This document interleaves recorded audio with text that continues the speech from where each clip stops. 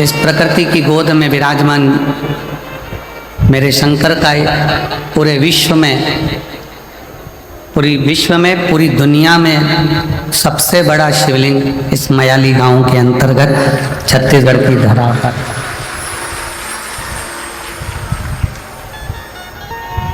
और तेरी कृपा बिना न हिले एक भी अणु, लेते हैं श्वास तेरी कृपा से तनु तनु।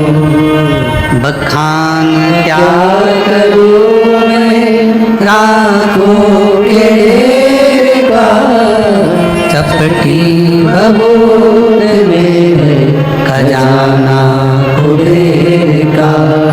हे गंगाधर मुक्ति द्वार ओमकार तू, भोले ओमकार तू। आयो शरण तिहारी शंभु तार तार तू। कथा के मुख्य यजमान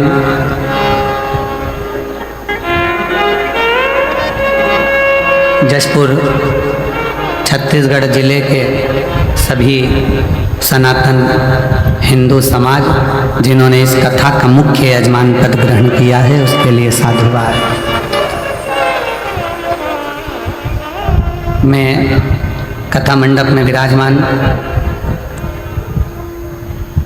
छत्तीसगढ़ शासन के माननीय मुख्यमंत्री जी की धर्मपत्नी श्रीमती कौशल्या देवी जी सहाय जी, जो इस कथा में प्रथम दिवस से ही इस कथा का लाभ ले रही हैं। एक बार उनके लिए जोरदार ताली बजाकर साधुवाद करेंगे। और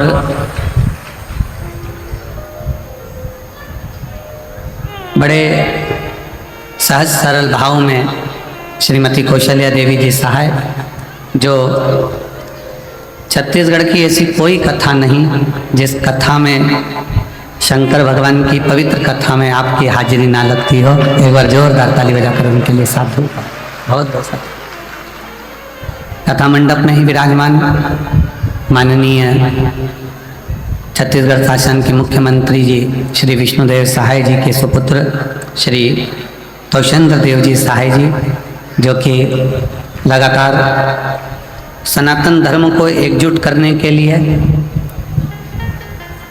और सनातन धर्म को कैसे मजबूत किया जाए,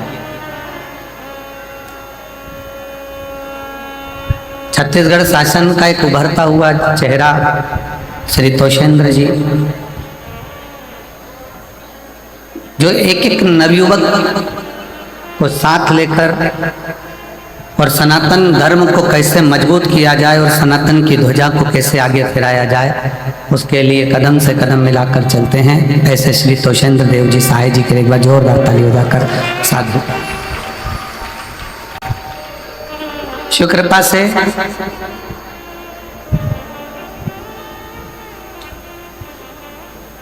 शायद हमारे जीवन की यह पहली ऐसी कथा है जिसका यजमान पद संपूर्ण सनातन हिंदू बने हैं और संपूर्ण सनातनी इसके यजमान बने। इसमें किसी यजमान का नाम नहीं दिया गया इस कथा को, क्योंकि ये मादेश्वर महादेव के चरणों में हो गई।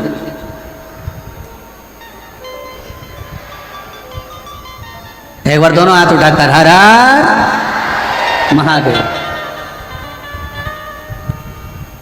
शायद इसलिए समिति ने निश्चित किया कि यह कथा कोई दूसरा नहीं करा रहा है, यह कथा स्वयं मादेश्वर महादेव करा रहे हैं और उनकी गोद में यह कथा हो रही है।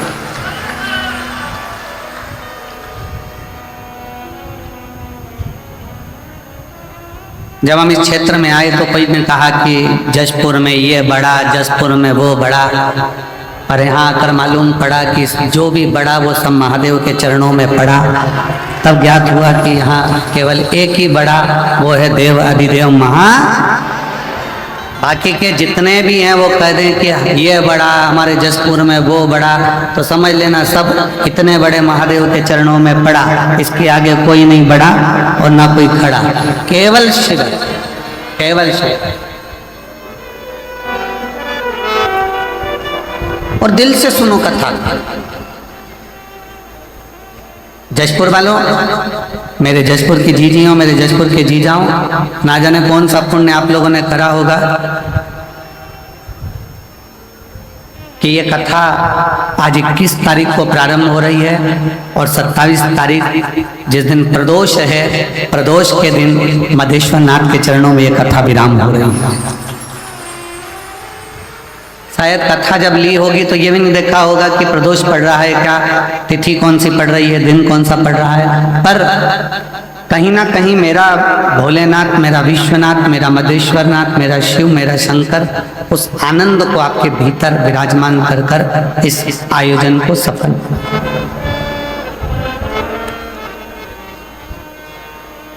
हृदय से सुनो और जितना दिल से इस कथा को अपने अंदर उतार सकते हो उतने दिल से उतार।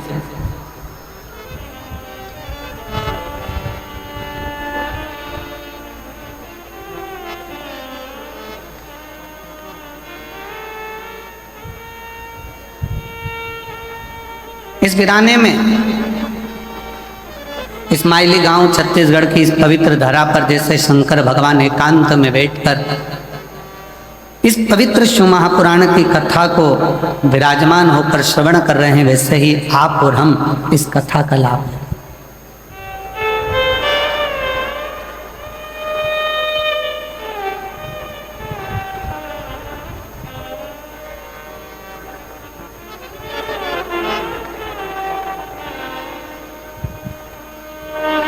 कल आशीष कर रहे थे गुरुजी, इस्माइली गांव में पहुंचने के लिए ट्रेन भी बहुत दूर तक छोड़ती है, फिर वहाँ से 100-150 किलोमीटर दूर चलकर यहाँ पहुँचना पड़ता है। बस का साधन भी दूर तक रहता है। हमने कहा आशीष, ये मधेश्वर नाथ जो बैठे हैं ना, ये साधारण नहीं है। वो एक बार अपने भक्त को भले पैदल बुला लेते हैं, पर दूसरी बार उसको 4 व्हीलर दिलाकर बुलाते हैं कि तू अपनी गाड़ी से यहाँ तक पहुँच। तो अपने साधन से, और तेरी कृपा बिना ना हिले एक भी अणु, लेते हैं श्वास तेरी कृपा से तनु तनु। हे गंगाधार मुक्तिवार ओमकार तू, बोले ओमकार तू, आयो शरण तिहारी शंभु तार तार तू। आप जिस भाव से, जिस हृदय से, जिस चित्त से, जिस वृत्ति से, जिस मन से भगवान शंकर की कथा को अपने भीतर उतारोगे, शिव उस भाव से आपको प्रकट होगा, उस भाव से आपको मिलेगा।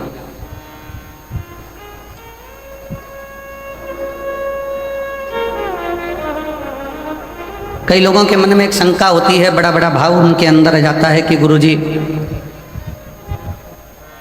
जब हम भगवान का भजन करते हैं, स्मरण करते हैं, कीर्तन करते हैं, भगवान की भक्ति करते हैं, तो हमारे ऊपर फिर दुख क्यों आता है?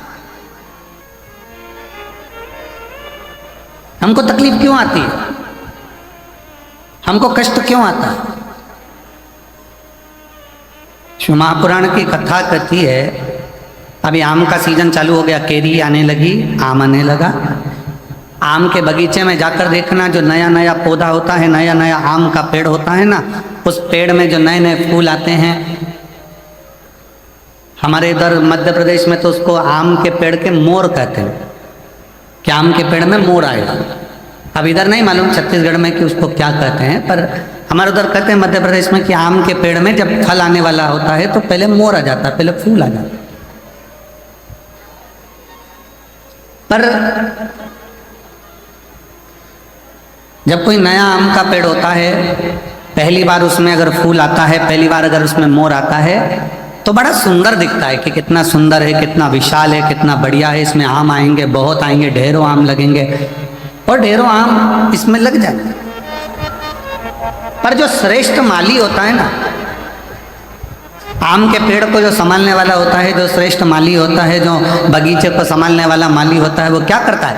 उस आम के पेड़ के, नए आम के पेड़ के मोर को, फूल को तोड़ लेता है, तोड़कर उसको फेंक देता है उसी पेड़ के नीचे।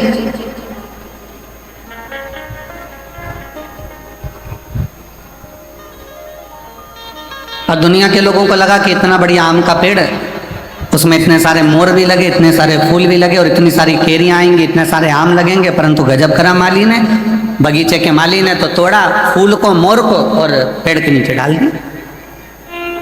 कई लोगों को गुस्सा भी आया,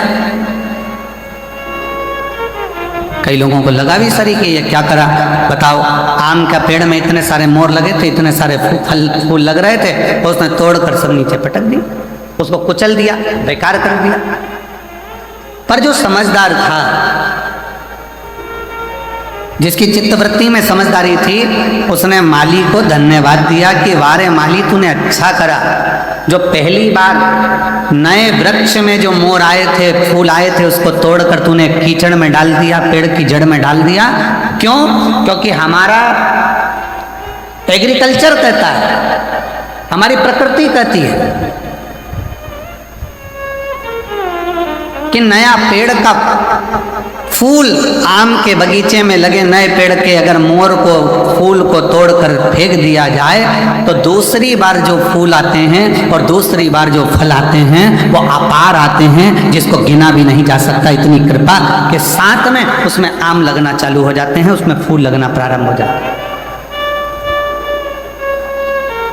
अब जो लोग कहते हैं कि बड़ा भगवान दुख देता है, बड़ा तकलीफ आती है, भगवान तकलीफ दे देते हैं, भगवान कष्ट देते हैं, भगवान दुख दे देते हैं, हम इतना पूजन करते हैं तो भी भगवान हमारी नहीं सुनता, हम इतना भजन करते हैं तो भी भगवान हमारी नहीं सुनता, हम भगवान को भक्ति करते हैं तो भी भगवान हमें कष्ट देता है। उसका कारण केवल इतना है, भगवान को धन्यवाद देना कि परमात्मा भी वो माली है, भगवान भी वो माली है। जैसे बगीचे का माली होता है वैसे वो परमात्मा भी माली है। और परमात्मा यदि तुम्हें कुचल रहा है, परमात्मा थोड़ा कष्ट दे रहा है, परमात्मा थोड़ा दुख दे रहा है, परमात्मा थोड़ा सा कष्ट अगर तुमको जीवन में दे रहा है तो समझ लेना कि जैसे मोर को तोड़ा गया, फूल को तोड़ा गया और जड़ में डाला गया, जिससे ये पेड़ और उन्नति करे और आगे बढ़े और बहुत उन्नति कर कर बहुत फल दे, उसी तरह भगवान भी अगर हमको दबा रहा है, कुचल रहा है, थोड़ा कष्ट दे रहा है तो समझ लेना कि परमात्मा भी हमको बहुत आगे ले जाना चाहता है।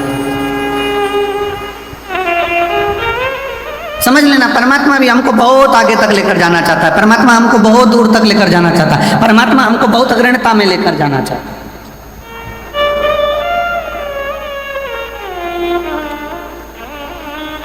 और शंभु शरणे पड़ी मांगू घड़ी दुख काटो दया करी दर्शन आपो। शंभु शरणे पड़ी मांगो घड़ी रे घड़ी दुख काटो दया करी दर्शन आपो। शंभु शरणे पड़ी मांगो घड़ी रे घड़ी दुख काटो दया करी दर्शन आपो।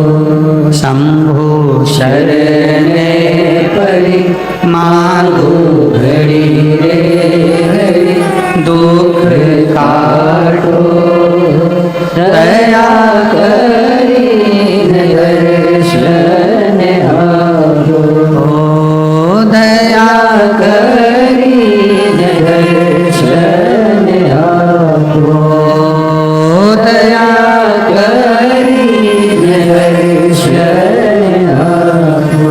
भगवान शिव की कथा कर रही है, थोड़ा कष्ट जीवन में, थोड़ी तकलीफ जीवन में, थोड़ा दुख जीवन में, थोड़ी परेशानी जीवन में अगर परमात्मा दे तो ये मानकर चलना कि वो भोलेनाथ ने तुम्हारे लिए कुछ अच्छा सोच कर रखा,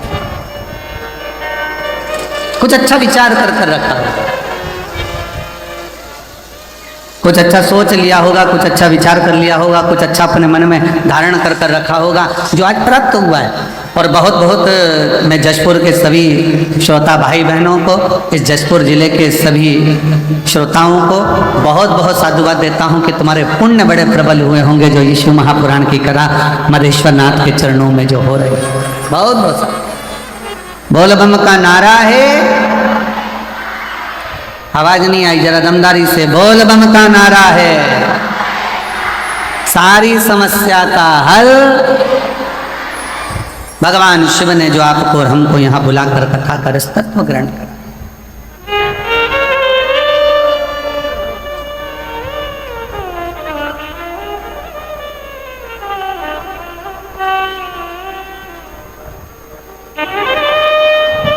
और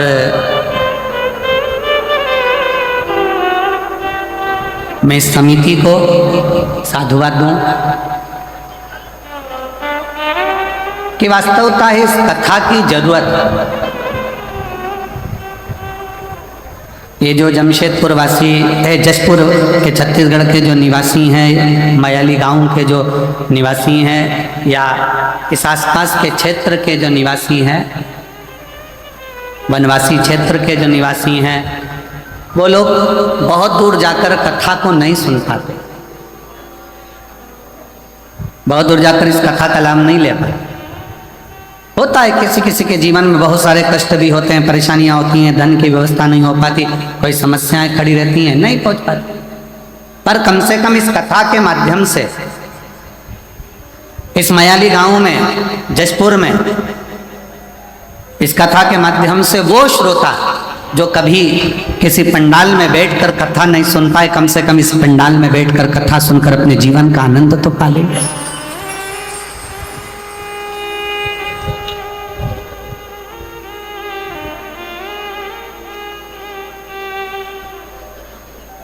दिल से सुन, धारण कर, और जो अपने जीवन में उतारने लायक हो।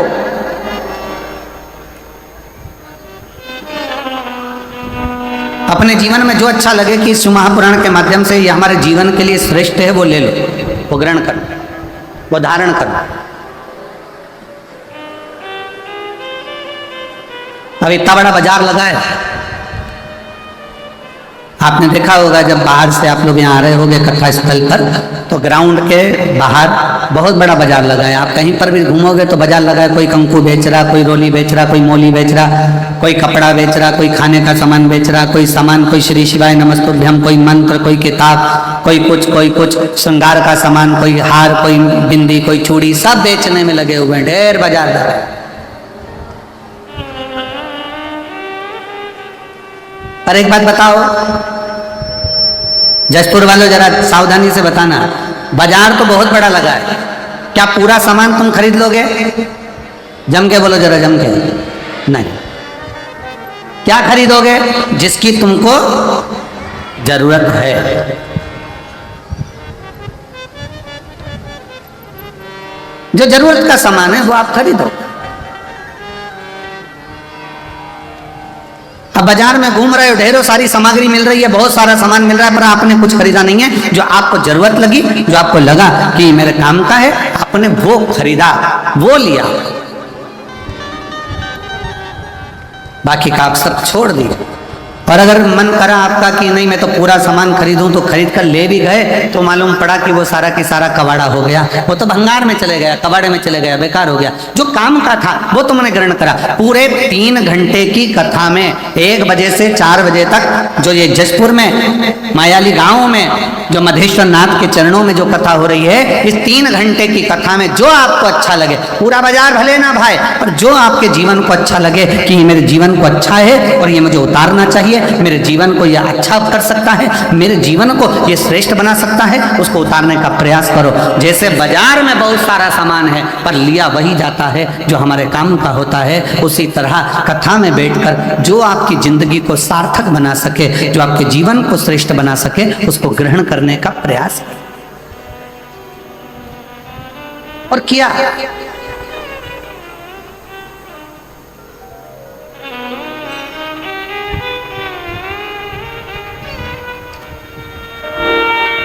देवराज नाम का ब्राह्मण। शिव महापुराण की शुरुआत एक देवराज नाम के ब्राह्मण से होती है, और वो देवराज नाम का ब्राह्मण ब्राह्मण कुल में जन्म तो ले लेता है पर ब्राह्मण जैसा कर्म नहीं कर पाता।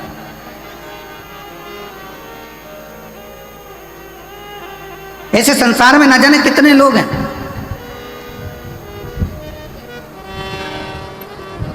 जो जन्म तो ले लिए पर उस जन्म से दूर हो गए। और याद रखना, भारत की भूमि पर जन्म मिले और भारत की भूमि पर जन्म मिलने के बाद में सनातन धर्म हमारा हो, हिंदू धर्म हमारा हो, तो भगवान को धन्यवाद देना कि तूने मुझे भारत की भूमि पर जन्म दिया और साथ में सनातन धर्म दिया, हिंदू धर्म दिया। जिस धर्म में काटना नहीं सिखाया, जिस धर्म ने बांटना नहीं सिखाया, जिस धर्म ने एकजुटता दिखाई है कि आप एक साथ बैठकर भगवान का भजन करो, एक साथ बैठकर भोजन करो, एक साथ बैठकर स्मरण करो, एक साथ बैठकर मंत्र जाप करो, एक साथ बैठकर नाम जाप करो, एक साथ बैठकर स्मरण करो।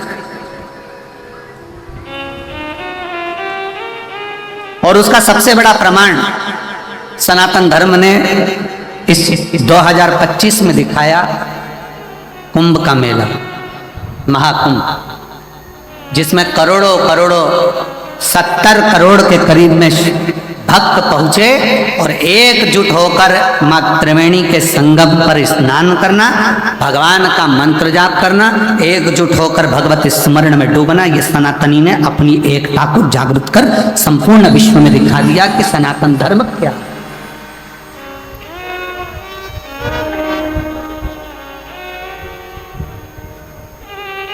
घर जाकर अपनी अपनी नजर उतरवाना कि हमें सनातन धर्म में भगवान ने जन्म दिया, सनातन धर्म में हम पैदा हुए, सनातन धर्म में पैदा होने के बाद भारत की भूमि पर हमारा जन्म हुआ। भारत की भूमि पर जन्म लेना, सनातन धर्म में जन्म लेना, हिंदू धर्म में जन्म लेना और साथ में भगवान की अविरल भक्ति को धारण कर, भगवान के भजन को धारण।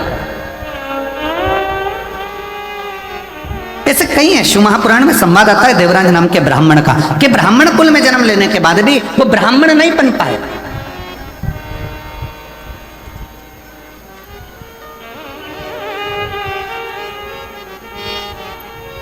देवराज नामक का ब्राह्मण कुल में जन्म लेने के बाद भी ब्राह्मण कर्म नहीं कर पाए। और ऐसे कई पढ़े हैं।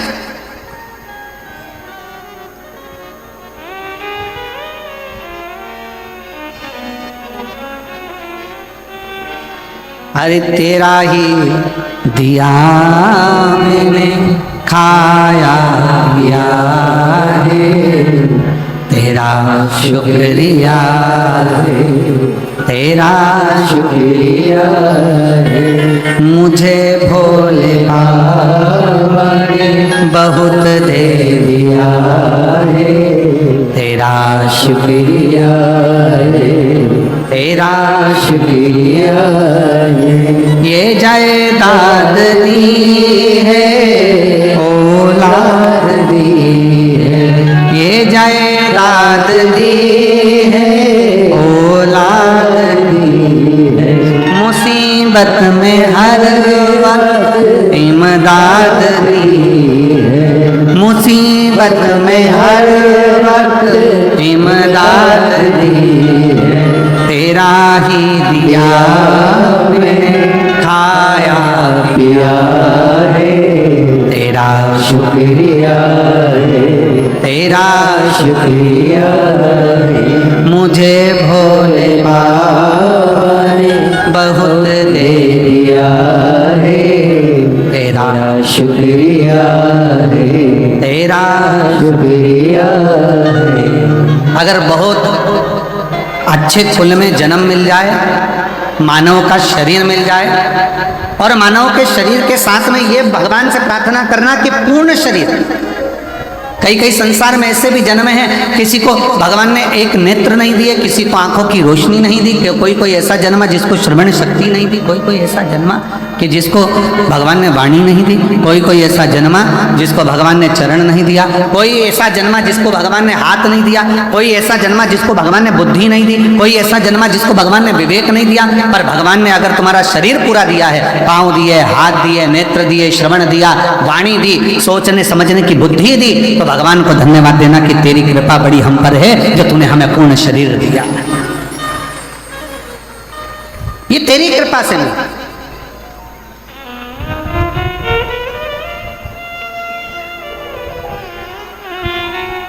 भगवान को साधुवाद हो कि तूने बड़ी कृपा करी जो हमको ये जन्म दिया।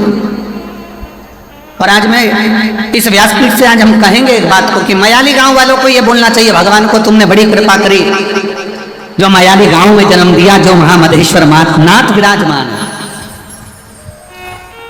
छत्तीसगढ़ की पवित्र भूमि दी, ये धान का कटोरा, ये छत्तीसगढ़ की पवित्र धरा, और उसमें भी मयाली गांव जहां पर मधेश्वर नाथ विराजमान।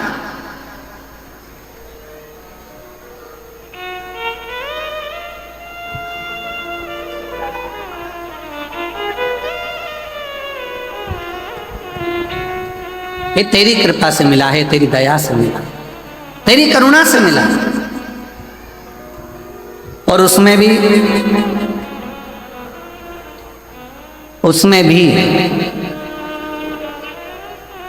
कोई पुण्य हमारे और आप जो हम शंकर तक पहुंचे, शिव तक। और देखिए, अभी आपको कहा था कि जो एक बार कैलाश की यात्रा न कर कर आया हो, वो एक बार छत्तीसगढ़ के जशपुर मयाली गांव आकर ये कैलाश की दर्शन, ये मधेश्वर नाथ का दर्शन जरूर कर।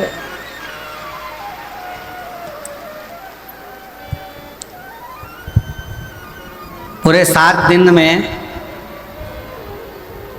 आज तो कथा का पहला दिन है, और जो ये लीला का दर्शन आप कर रहे हो, ऐसा दर्शन तो आपने भरी बारिश में ना किया होगा। तो भगवान शिव की इस अनुपम लीला का दर्शन,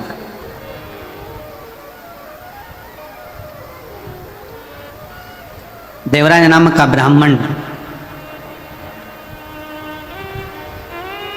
कुल में जन्म तो ले लिया, पर ब्राह्मण कर्म से वंचित रहे।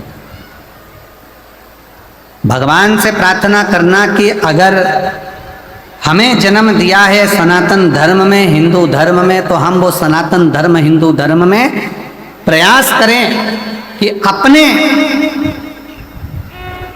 जीवन को हम सार्थक बनाएं,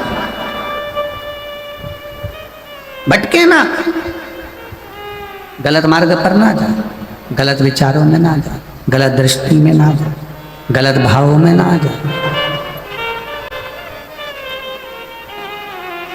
शिव पुराण कह रही है, भगवान शंकर का पावन चरित्र करा है, शिव तत्व करा।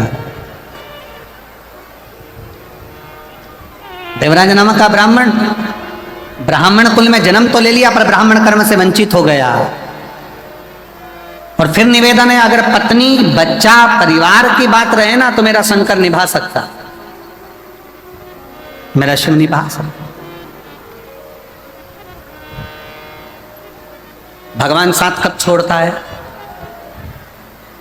बहुत ध्यान लगाकर सुनिएगा जरा, कि परमात्मा साथ कब छोड़ता है? जब व्यक्ति गलत राह पर चल देता, गलत मार्ग पर चल।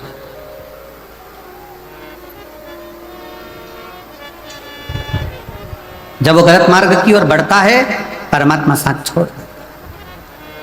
देवराज नाम का ब्राह्मण जब तक अपने पत्नी के लिए कमाया, शिव ने साथ दिया। देवराज नाम का ब्राह्मण जब तक अपने बच्चों के लिए कमाया, शिव ने साथ दिया। देवराज नाम का ब्राह्मण जब तक अपने माता पिता के लिए कमाया, शिव ने साथ दिया। देवराज नाम का ब्राह्मण जब तक सत्कर्म की ओर बढ़ता रहा, अपने परिवार, कुटुंब, मित्र, दोस्त सबके लिए कमाया, शंकर ने साथ दिया। पर जब देवराज नाम का ब्राह्मण एक वैश्या का संग पकड़ लिया, और वैश्या ने कह दिया कि मुझे राजा के पत्नी के गले में जो हार पड़ा है, वो हार तुझे ला कर देना।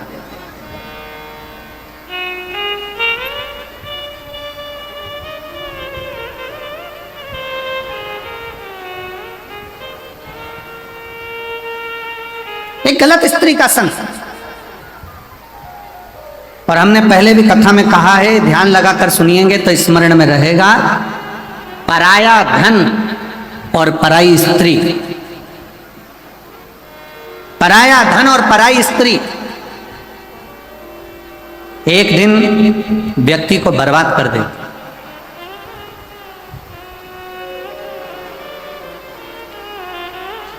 पराया धन और पराई स्त्री एक दिन बर्बादी के सिरे पर ले जाकर छोड़ दे।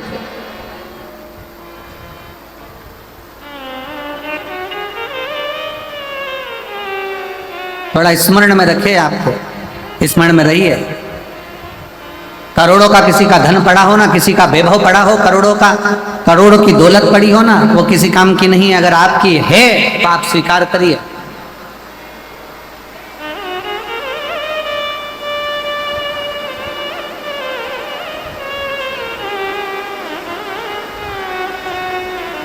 हर हर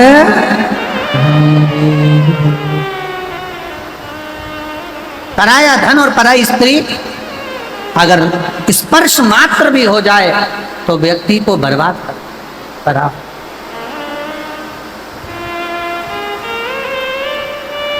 देखिए, बहुत तेज जलवृष्टि है और निवेदन है, पंडालों में जहां जगह हो, पीछे के टेंट ऑन खाली कर पंडालों में जहां जहां जगह हो वहां पर बैठने का प्रयास करिए।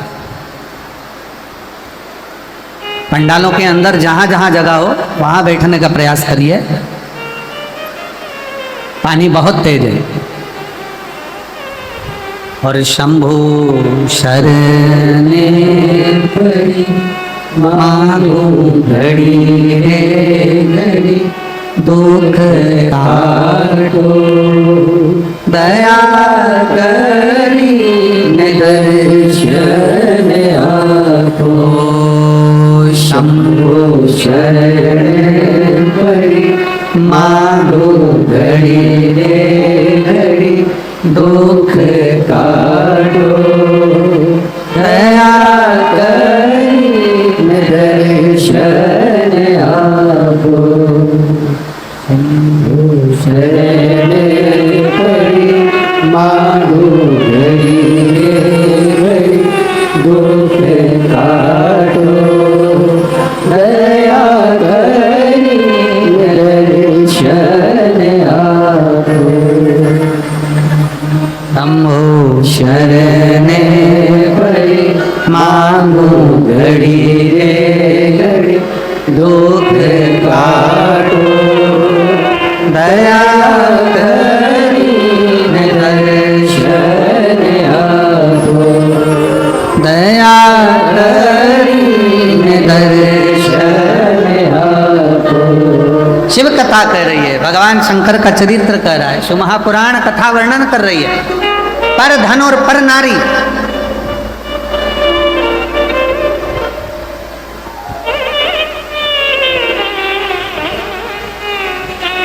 पर धन पर स्त्री का जब संग पड़ गया तो व्यक्ति बर्बाद हो गया, व्यक्ति नष्ट हो गया।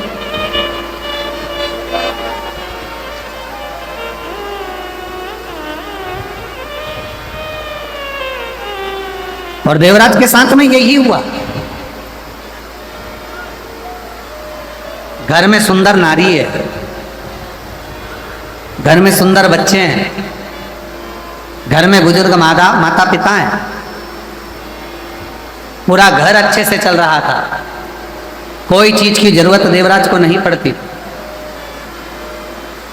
पर जब एक वैश्या का संग देवराज को हो गया, उसकी सुंदरता देखकर, उसका चेहरा देखकर, उसकी सुंदरता का गुणगान करते हुए देवराज उस वैश्या का संग जब पकड़ लिया,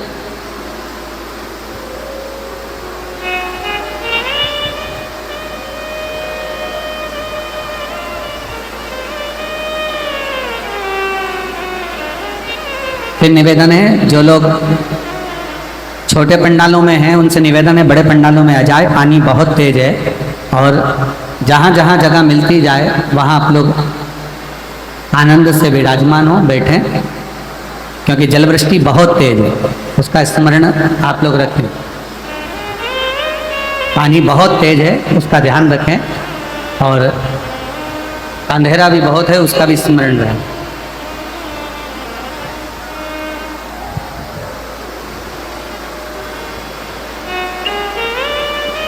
घर में सुंदर नारी है, घर में सुंदर स्त्री है, घर में सुंदर बच्चे हैं, विद्वान बच्चे हैं, घर में बुजुर्ग माता पिता है, पर देवराज नामक का ब्राह्मण एक गलत स्त्री के चक्कर में, गलत नारी के चक्कर में पड़ गया।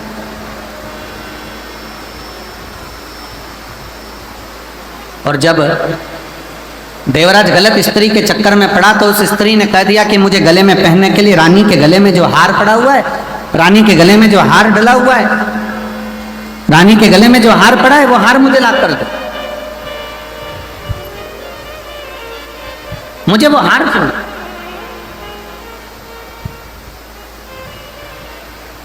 सुना देवराज, अभी तक देवराज ने कभी भी चोरी नहीं करी, देवराज ने कभी गलत कर्म नहीं करा था, गलत कृत्य नहीं करा था। केवल एक स्त्री के चक्कर में पड़कर, एक नारी के चक्कर में पड़कर, एक पर स्त्री के चक्कर में पड़कर देवराज ने चोरी का क्रम पहली बार प्रारंभ करा और चोरी करने के लिए राजभवन में पहुंच गए।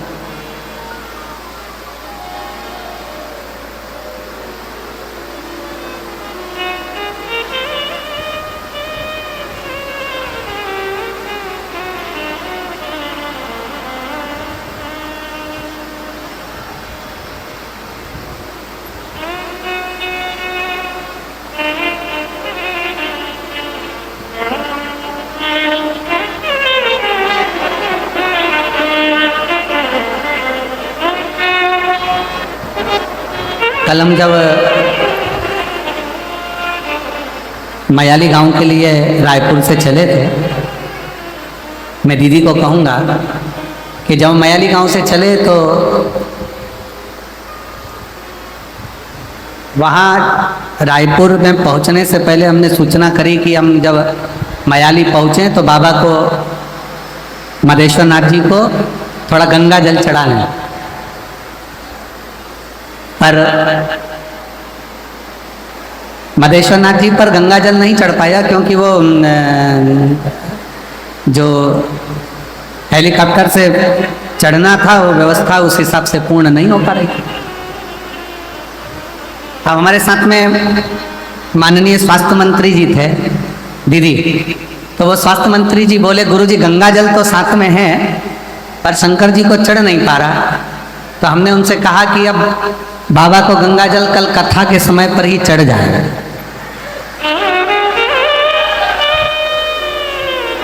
और आज जो ये नज़ारा मदेश्वर नाथ जी का जो दर्शन करने को मिल रहा है, बाबा अपना स्नान खुद गंगा जल से कर रहे हैं, इससे बढ़कर मदेश्वर नाथ का और क्या आनंद है। यही दोनों हाथ उठाकर एक बार प्रेम से हर हर महादेव।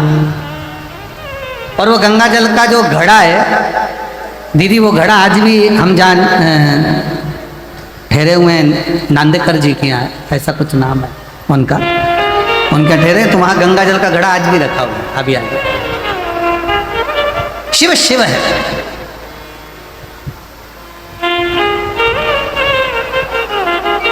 आप जिस भाव से उसको भजोगे, आप जिस हिसाब से उसको भजोगे, आपका मन, आपका हृदय जितने प्रेम से, जितने भाव से आप उसको भजोगे वो स्वीकार करेगा, जितने भाव से। एक स्त्री का संग क्या पकड़ा उस देवराज नामक के ब्राह्मण ने, गलत संगत में पड़ गया, चोरी करने में लग गया, गलत विचारों में आ गया, गलत दृष्टि में आ गया, गलत कार्य में जाने लगा। और हुआ क्या, आखिरी में फिर हुआ क्या कि वो देवराज जब चोरी का धन लेकर, वो देवराज जब चोरी का धन लेकर, सामान लेकर आया और शरीर में पड़ने लगा ताप, तो विचार करा कि अब ये चोरी के धन को लेकर मैं कहाँ जाऊं।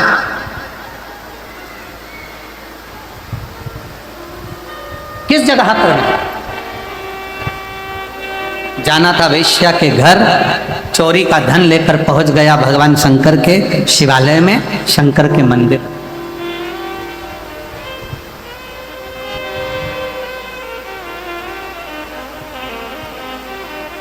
और चोरी का धन लेकर जब वो शंकर के मंदिर में पहुंचा, शिवालय में पहुंचा, शंकर के मंदिर में जैसे ही गया, शरीर में इतना ताप पड़ रहा था कि वो दुबक कर चोरी के धन को अपने अंदर छुपाकर और एक कोने में जाकर एक दीवार से टिक कर बैठ गए।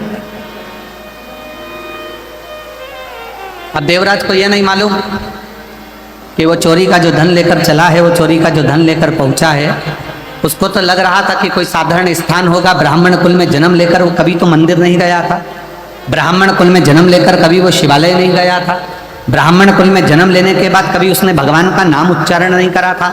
पर पहली बार चोरी के धन को लेकर, चोरी के आभूषणों को लेकर वो शंकर के मंदिर में एक दीवार से छुपकर बैठ गए।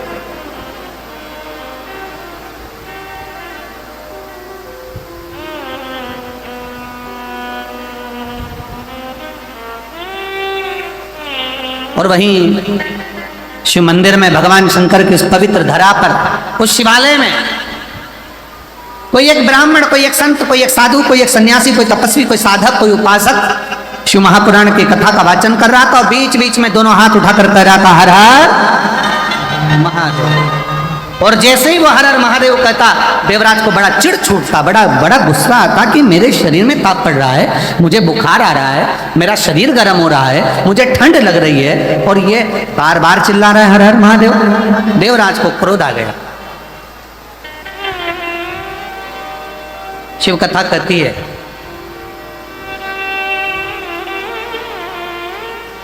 कहीं अगर मिल जाए शरणागति भगवान शंकर की तो उसको स्वीकार कर। कौरव और पांडव दोनों की सेना तैयार है, युद्ध के मैदान में खड़ी, दोनों की सेना।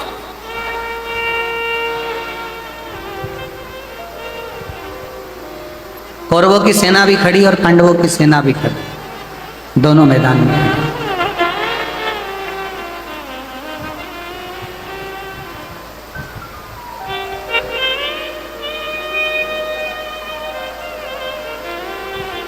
कौरवों की सेना भी मैदान में है, पांडवों की सेना भी मैदान में।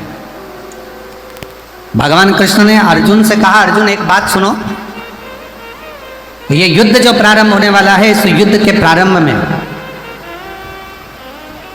शंख की ध्वनि कर कर चिल्ला कर कह दिया जाए, अगर कोई कौरवों में से पांडव में आना चाहे तो आ जाए और अगर कोई पांडवों में से कौरवों में जाना चाहे तो चले।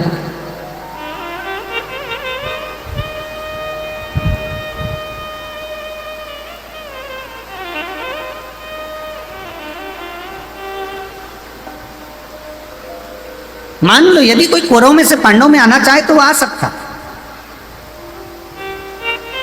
और यदि कोई पांडवों में से कौरवों में जाना चाहे तो वो जा सकता।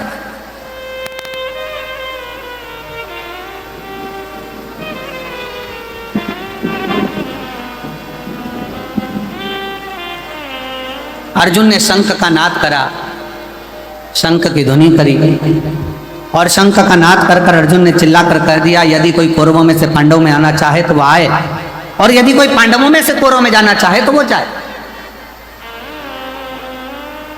पर पांडवों में से एक भी कौरव में नहीं गए।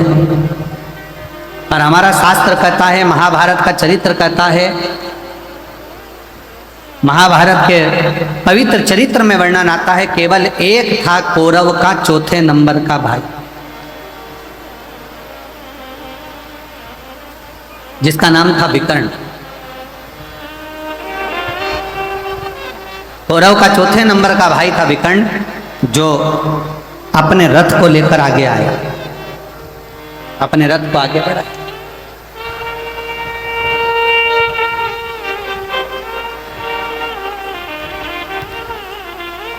और विकर्ण ने जैसे ही रथ आगे लिया, कौरव ने आवाज लगाकर कहा, कौरव चिल्लाकर कहे, दुर्योधन ने कहा कि विकर्ण तू मेरा भाई है, चौथे नंबर का मेरा भाई है, मेरा सगा भाई है, और तू पांडवों के साथ में जा रहा है।